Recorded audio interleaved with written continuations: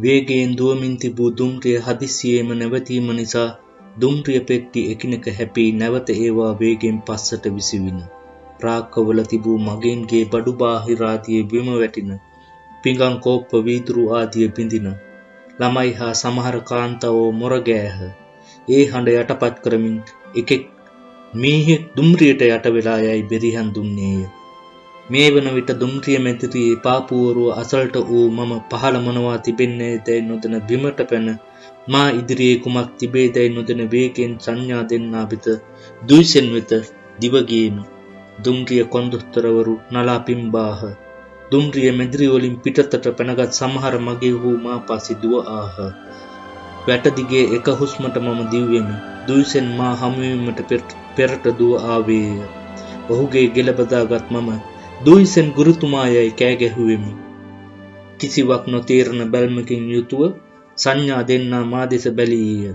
ඔහු දුයිසෙන්ම තමා. ඔහුගේ ඇස්, ඔහුගේ මුහුණ වෙනසකට ඇත්තේ ඔහුගේ රැවුලත් වයස්ගත වීමත් විතරයි. නංගී, ඔබට මොකද වෙලා තියෙන්නේ? ඔහු කසාක් බසින් ඇසීය. වැරදීමක් වෙලා. පටලවාගෙන වගේ. මගේ නම ජගන් ගාසින් බෙයිනෙව් වේදනාව හා සංවේගය හා ලැජ්ජාව බය නිසා උපන් හැඟීම් පිටකිරීමට හඬ නගා කෑ ගැසීමට උවමනාවක් තිබුණද අත්ලෙන් කටවසා ගත්තේ කෙසේදැයි මම නොදනිමි. මා කලේ කුමක්ද? දෑති මූණ වසාගෙන හිස පාත් කරගත්තෙමි. පොළව විවෘත වී මා ගිල නොගත්තේ ඇයි? සංඥා දෙන්නාගෙන් සමාව ඉල්ලුව යුතුව තිබිනි. මගේන්ගෙන්ද සමාව ඇදීම මගේ යුතුයකමය. එහෙත් මම කළු කලක්සේ ගොළු වීමි. මා වට කරගෙන සිටි මගින්ද නිස්සද්ද වූයේ කුමක් නිසාදයි මම නොදනිමි. දැන් මට බැනවදී කෑකෝ ගසනු ඇසයි මම බලාපොරොත්තු වීමි. එහෙත් හැම දෙනාම ගොළුවන්සේ නිහඬ වූහ. නිසලතාවයේ බිඳමින් කවුදෝ ගැහණියක් මෙසේ කීවාය. අනේ පව් අවාසනාවන්ත ගෑණියක්. පුරුෂයා නැත්නම් සහෝදරයා කියලා රැවටුණා. පිරිස කැළඹින. මදයි රැවටුණා. එකෙක් ගොරෝසු හඬින් කීය. යුද්ධය නිසා වෙච්ච දේවල් මේකට විතරක් සීමා වෙලා නැහැ. දැයි අර ස්ත්‍රිය පිළිතුරු දුන්නාය. සංඥා දෙන්නා මගේ අතින් අල්ලා ගනිමින් මෙසේ පැවසීය. යමු. මම ඔයාව දුම්රිය පෙට්ටිය ළඟට ගිහින් ඇරලන්න. ළඟ සිටි නිලධාරියෙක් අනිත් අත අල්ලා ගත්තේය. යමු සහෝදරි. අපට ඕවා තේරුම් ගන්නට පුළුවනි. මගේ හෝ විසිර යන්නට වූහ. ඔවුන් මා දුම්රිය මැදිරිය වෙතට ගෙන ගියේ අවමගුල් පෙරහැරකට සහභාගී වන්නාක් මෙනි. අපි හෙමින් ඉදිරියට ගියෙමු. පිටිපසින් අනිත් අය ගමන් කළෝය. අපට හමුවන මගේ හෝ කිසිවක් නොදොඩා පිරිසට එක් වෙති. කවුදෝ කාන්තාවක් මගේ දෙවුර සලුවකින් වැසුවාය. දුම්රිය මැදිරියේ මා සමග ගමන් කරන අසල්වැසි මගියා සියලී කකුල බරකොට ඉදිරියට විත් මා දෙස ඕනෑකමින් බැලුවේය. නිතරම සිනාසෙන උපහාස කතාකාරයා ඒ දයාබර වීර පුරුෂයා මා සමග ගමන් ගනිමින් හිස පහතට නමාගෙන හැඬුවේ යයි මම සිතමි. මමත් හැඬුවෙමි. දුම්රිය පොළ අසල වැට ඔස්සේ හෙමින් පා තබන මට උරුවන් බාමින් හඬ නගන සුළම් පාරක් දැනේ. ඒ සුළම් පාර විදුලි කම්බි හා කණු දිගේ දුව විත් අවමගුල් බෙර වාදනයක දුක්මුසු හඬක් මා දෙකන්හි බහාලීය. නෑ, මට ඔහු කිසි දවසක බලන්ට ලැබෙන්නේ නැහැ. දුම්රිය පෙට්ටිය අසලදී ප්‍රධානියා අප නවත්වමින් බැන ඇදුනේය. දබරගිල්ල දිගු කරමින් තර්ජනය කළ හෙතම නඩු පවරන බවද දඩගසන බවද කියමින් ගුගුලේය. ඒ කිසිවකට පිළිතුරු නොදුන් මම කිසිදු උවමනාවක් නොදක්වෙමි. ඔහු චෝදනා මාලාවක් ලියා මට අස්සම් කරන ලෙස පැන්සලක් දුන්නේය. එහෙත් පැන්සල එසවීමට තරම් ශක්තියක් මා තුළ නොතිබිනි. එවිට මගේ අසල්වැසි මගියා ලී කකුලට බරවෙමින් නිලධාරියා අත තිබූ චෝදනා සහිත ලියවිල්ල උදුරාගෙන මහ හඬින් කෑ ගැසීය. ඒ මිනිස්යාට නිවෙහිල්ලේ ඉන්න දෙනවා. දුම්රිය නවත්තන ඇනේ කරකුවේ මමයි. මම ඒවට පිළිතුරු දෙනවා. මම අස්සම් කරන්නම්. පමා වූ දුම්රිය රුසියානු සයිබීරියාව හරහා වේගයෙන් දිව්වේය. මගේ අසල්වැසි මගියාගේ ගිටාරය එදා රෑ දුක්බර ගීතයක් ගායනා කළේය. ගිටාරයෙන් පිට වූ දුක්මුසු යුද්ධ ගීතයන්ගේ රාවය යුද්ධය නිසා වැන්ද බිරියම් බවට පත් වූ ගැහැණුන්ගේ වැළපීම හා යුද්ධයේ බියජනක අවතාරය මා සිත වෙලා ගති. අවුරුදු ගෙවිනි. අතීතයේ අමතකව යන්නට විය. ලොකු සහ කුඩා දේවල නිරත වීම නිසා දෝ කාලය ගෙවිනි. මා විවාහ වූයේ පසු කලකදීය. මගේ සැමියා විනීත පුද්ගලයෙකි. අපට දූ දරුවෝද සිටිති. අප ජීවත් වන්නේ හොඳ මිත්‍රයන් මෙනි. දැන් මම දර්ශන විද්‍යාව පිළිබඳ මහාචාර්යවරියක්මි. බොහෝ විට නගර ගම්වලට සහ විදේශික රටවලටද යාමට සිදුවේ. එහෙත් අයිලයට නොගියෙමි. එසේ නොයාමට හේතුන් එමට තිබුණද ඒවා සියල්ල සාධාරණයයි කීමට මම ඉදිරිපත් නොවෙමි.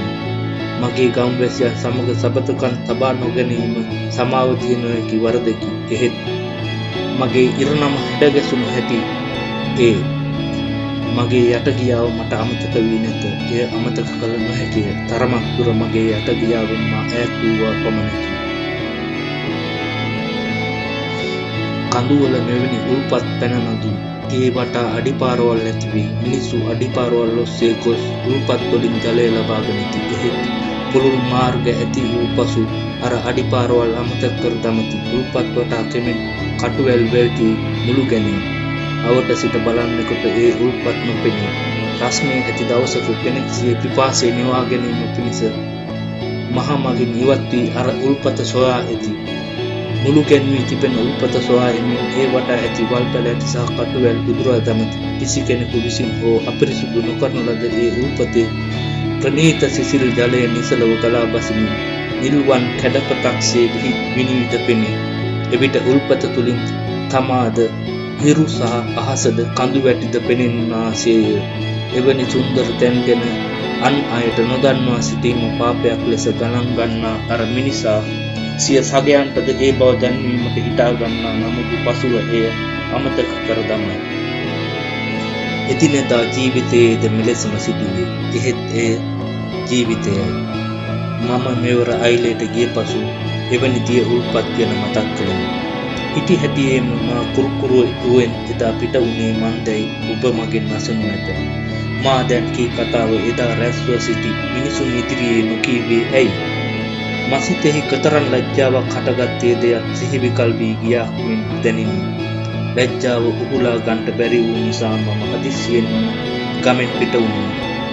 දුයිසෙන් හමු වී ඔහු දෙස කෙලින් බැලීමට ආත්ම ශක්තියක් මා තුල නැති බව වැටහිණි. සංසිඳව සියල්ල දෙස නැවත කල්පනා කර බලා සිත එක්තැන් කරගෙන මා විසින් කිව යුතු දේ ගම්මුන්ට සහ මිතුරන්ට කීම සඳහා පිළියෙල විය යුතුයයි හැඟිනි.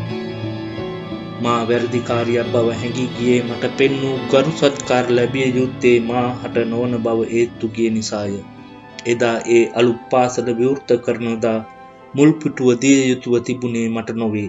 ඒ ගරු සැලකිල්ල පිදිය යුතුව තිබුණේ අපේ පළමුවෙනි ගුරුවරයා සහ අයිලේ පළමුවෙනි කොමියුනිස්ට්වාදියා වන දුයිසෙන්ටය. එහෙත් ඌයේ අනිකකි. අපි උත්සව මේස වටා රැස්ව කාබී ප්‍රීති උනමි. එහෙත් ඒ රත්තරම් මිනිසා ලියුම් බෙදීම සඳහා සිය කාර්ය ඉටු කිරීම සඳහා ගියේය. පාසල් විවෘත කිරීමේ උත්සවයට ආදි සිසුන්ගේ සුබ පැතුම් ගෙන එම සඳහා යොසුළු විය. මෙවැනි සිද්ධීන් වන පළමුවෙනි වතාව මේ නොවේ.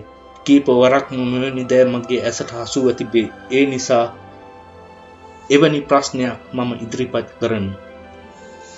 ලෙනින් ගරු සැලකිලි දැක් වූ ආකාරයට චාම් මිනිසාට දිය යුතු නියම ගරුත්වය දීමට තිබෙන හැකියාව අප කෙරෙන් ඈත් වූයේ කවදාද? මෙවැනි අඩුපාඩුකම් ගැන අප ආත්ම වංචාවෙන් තොරව කීමට ඉදිරිපත් වීමද ලොකු ජයකි. එවැනි දේවලදී අප ලෙනින්ට තවත් කිට්ටු වීම ඉතා හොඳ දෙයකි. සිය කාලය තුලදී දුයිසෙන් මොන විදිහේ ගුරුවරයෙකුව සිටියේද යන්න ගැන තරුණ පරපුර නොදනිති. පැරන්නන්ගෙන් බොහෝ දෙනෙකු අද ජීවතුන් අතර නැත. දුයිසෙන්ගේ ගෝලයන්ගෙන් බොහෝ දෙනෙක් යුද්ධයේදී මිය ගියහ. ඔවුහු නියම සෝවියට් වීර සෙබළුන් මෙන් සටන් කළෝය. අපේ පළමුවැනි ගුරුවරයා දුයිසෙන් ගැන තරුණ පරම්පරාවට කියා දීම මගේ යුතුයකමය. මගේ තත්වයට වැටෙන වෙන කෙනෙක් වුවද එසේ කළ යුතුය යනු මගේ හැඟීමයි. මම අයිලයට නොගියෙමි. දුයිසෙන් පිළිබඳ තොරතුරු මට නොලැබිනි. කාලය ගෙවී යත්ම දුයිසෙන් කෞතික වස්තුවක් බවට පත්ව මගේ හදවතෙහි නිසල තැනක තැන්පත් විය. මගේ ගුරුතුමා හමුවීමට නැවත වරක් මම ගමට විත් ඔහු ඉදිරියේ සමාව ඉල්ලා ගනිමි. මොස්කව් සිට අයිලයට ගොස් සාදන ලද අලුත් පාසල හා නේවාසිකාගාරයේ දුයිසන්ගේ පාසල ලෙස නම් කළ යුතුයයි යෝජනා කරමි. ඔව්, එම පාසලට ඒ චාම් සමූහ ගොවියාගේ ලියුම් බෙදන්නාගේ නම යෙදිය යුතුය. මගේ ගම්වැසියන් මේ යෝජනාව පිළිගනු ඇතැයි මම විශ්වාස කරමි. මේ ගැන ඔබේ පිහිට පතමි. දැන් මොස්කව් වේලාව රෑ 2ය. මා නවාතැන්ගෙන සිටින මොස්කව් හෝටලේ සඳුළු තලයේ හිඳ නිවී යන පහන් දෙස බලමින් මා සිතන්නේ අයිලයට ගොස් ගුරුතුමා හමුව ඔහුගේ සුදු පැහැති යටිරවුල සිටින හැටිය. මම ජනේලය හැරියෙමි. සිසිල් සුළං කාමරයට වදී හිමිදිරි පාන්දර ආලෝකයේ ආධාරයෙන් මගේ දර්ශන දෙස බලමි. අඳින ලද දර්ශන බොහෝය. හිමිදිරි පාන්දර අරුණෝදය නිසා පිබිද ඇවිදෙන මම කල්පනා කරමි. එසේ කල්පනා කරන හැම විටකදීම මට හැඟී යන්නේ මගේ දර්ශන තවමත් සිතුවිලි දාමයකට පමණක් සීමා වී තිබෙන බවය. එසේ උනද ඇඳ අවසාන නොකළ ඒ පින්තූර ගැන ඔබ සමග කතා කිරීමට මා කැමතිය. ඔබේ උපදෙස් මට බෙහෙවින්ම වටී. මා අඳින චිත්‍රය පළමුවැනි ගුරුවරයාට, අපේ අයිලේ පළමුවැනි කොමියුනිස්ට්වාදියාට දුයිසෙන්ට කැප කරන බව ඔබ දැනටමත් දන්නවා ඇතැයි මම සිතමි.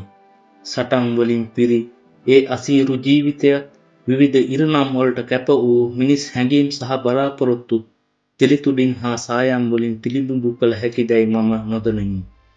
සියල්ල කැටිකොට දැක්වීමට තරම් ශක්තියක් මට තිබේද? මා ආසා කරන්නේ මගේ අදහස් ඔබට කියාපාමට පමණක් නොවේ. ඔබ මා සමග එක් වී නිර්මාණාත්මක කලාවේ කොටස්කරුවෙකු විය යුතුය. මට ඒ දර්ශනය නොඇඳ සිටිය නොහැකිය. එහෙත් ඒ ගැන සිතන විට පවා කොතරම් අදහස් හා සිතුවිලි මා වෙත ගලා ඇතිද? මට ඒ කොහෙත්ම අඳින්නට බැරි යයි සමහර විටක හැඟේ. එවිට මම මෙසේ සිතමි. ඉරණම මා සිත්තරපු කළේ ඇයි? එය දුකින් බර ජීවිතයකි. එහෙත් සමහර විට මට හැඟෙන්නේ මා මහා බල සම්පන්නයෙකු ලෙසය. කඳු පෙරලා දැමීමට වුවද එවිට මා සූදානම්ය. එවිට මම මෙසේ සිතමි. බලපං, ඉගෙන ගනින්, තෝරගනින්, දුයිසෙන්, අල්තිනායි සහ පොප්ලර් ගස් දෙකේ දර්ශනය ඇඳපං. ඉතිහාසයේ නොදන්නා වූද කුඩා කාලයේ විශාල ප්‍රීතියක් හා සතුටක් ගෙන දුන් ඒ පොප්ලර් ගස් දෙක චිත්‍රයට නඟපං. පාවහන් නැති අවුවට දැවී ගිය කොල්ලෙකුගේ රූපයක් ඇඳපං. ඔහු පොප්ලර් ගසක මුදුන්ට නැගී එහි අත්තක් උඩ ඉඳගෙන පුදුමයට පත්ව ඈත බලා ඉන්නා සැටි චිත්‍රයට නැගිය යුතුය. එසේ අඳින චිත්‍රයක් පළමුවැනි ගුරුවරයා ලෙස නම් කරපං. සමහර විට දුයිසන් ගඟහරා කුඩා ළමයින් පාසලට ගෙන යනවා දර්ශනයට ඇතුළු කළ යුතුය. ඔවුන් අසලින් අසුන් පිට නැගී යන තරබාරු මෝඩ මිනිසුන් රතු පාට සිවල් හමින් කළ හිස්වසුන් පැළඳ සිටින සැටිද පෙන්වපං.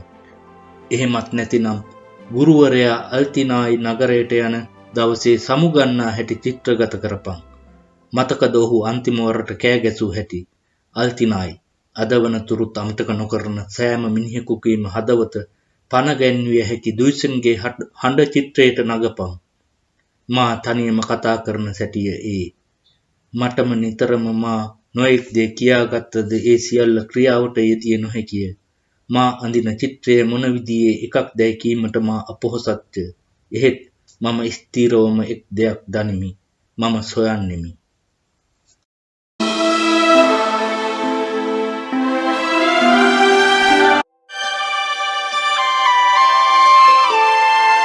ශ්‍රේෂ්ඨ සෝවියට් ලේඛක චිංගිස් අයිත්මාතව්ගේ ගුරු ගීතය මෙතනින් සමත්යි. කතනය අජිත් දසනායක, සංස්කරණය උදය ආර් තෙන්නකෝන්.